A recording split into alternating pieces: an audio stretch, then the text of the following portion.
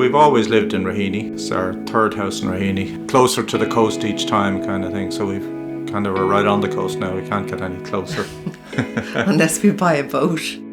We've always known this house was here. It's not in view from the road, so it's always a bit of a mystery house kind of thing up the driveway. And when we saw the view, not so much the house, but the view really is what sold it to us, wasn't it? Just felt like I was coming home.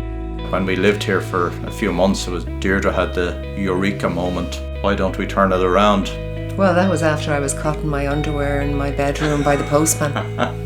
We're not sort of big design. We know what we like. We don't follow any trends. I'm the DIY guy, so I'd kind of throw things out there that I could do past Deirdre, and she'd rein me in, and we've a process. I suppose it's turning a house into a home. This is very much an open house, and we've had many occasions, celebrations here. We also host students, have been for years, and so many of them have come back to establish a connection with the place. They really do.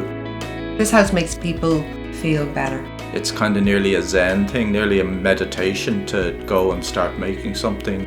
We gave it a new lease of life. A home is just four walls and a roof. It's kind of the people in it that are the home. And the animals. The atmosphere, the people and the animals.